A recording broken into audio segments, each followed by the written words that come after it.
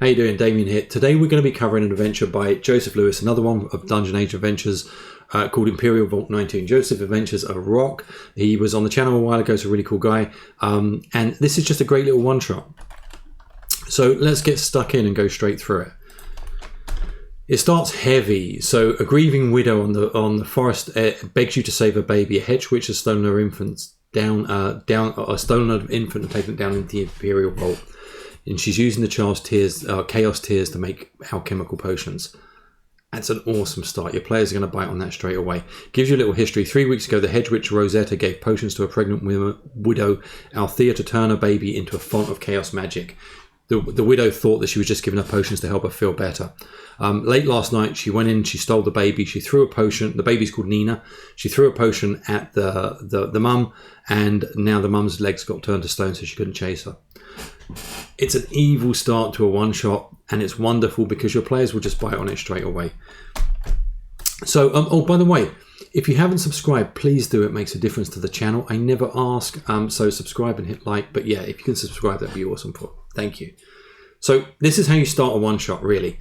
I love the layout. This is going to briefly go through the layout. So this is linear, but that's not an issue for a one-shot. And it's not linear. It's not an issue because it's a very clear objective to which the players are going.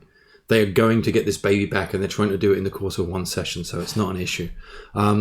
So here, a small log cabin leans heavily against the vine-choked elm. Just beyond it, a woman with a crutch limps down the dusty trail. Her sobs and gasps echo through the ancient forest.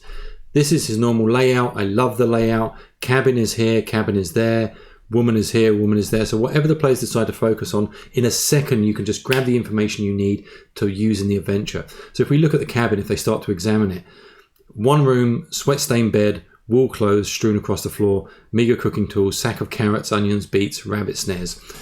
It's all you need. In a glance you can do that, but you don't actually say it that way. You're able to pull it into conversation super easily. So the woman begs you, please help me. That lying witch Rosetta stole my baby. She seemed kind at first, bringing me elixirs, but as soon as my sweet Nina was born last night, the witch stole her away. She lives in that old vault down the river. The baby's got a name. The name is Nina. All of a sudden, it becomes even more personal, which is just a great little start. So I'm going to give you one of the encounters near the beginning. I think it's a great little encounter. So you go down the road. You go down. There's an ancient style road carpeting in moss. Or carpeted in moss that runs down through a dead forest to a sluggish brown river. Bone fragments litter the ground. A riverbank below is below a creaking black willow. The road ends at scorched stone arch framing two black iron doors. So immediately there's bones. Players are going to be scared of the bones. As they kind of examine it more, there's huge grey bones there, studded with a few sparkling red scales that stand in the current. It is a slain red dragon. The dragon's not quite dead. So there's a skull there that has like faintly glowing eyes. If they touch it, it's going to breathe fire, but that's it. But players are going to be so scared about this dragon being animated and coming back, they're not going to pay attention to a lot of other stuff.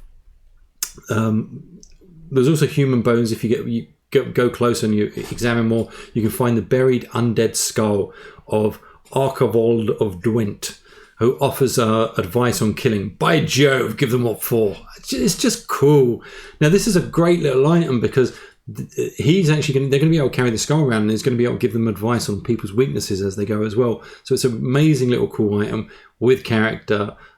Just nice. But as they go, if they make any loud noises, which they probably will, they're going to awake the raging Willow. And the Willow is the issue, not the dragon. So the Willow is loyal to Rosetta. It's mindless. It's malevolent, violent. And its jagged mouth shouts, "Timber!" Cool. And it pulls 3 rusty axes from the road and it just attacks them. It's also vulnerable to termites.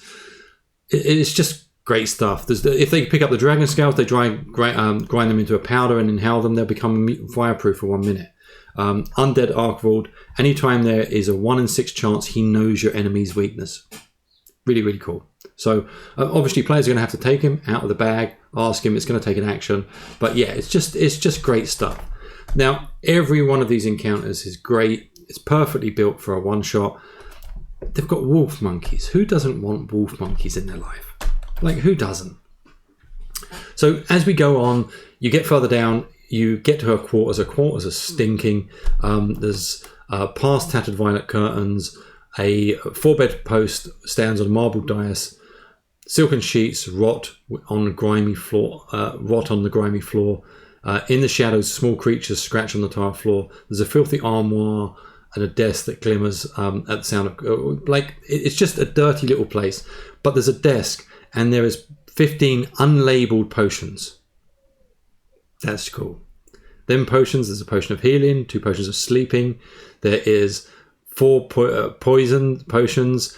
There's a turtle essence, which you grow a shell. There's monkey essence. There's snake essence. You become like a snake from the... there is one which is a mutation cure.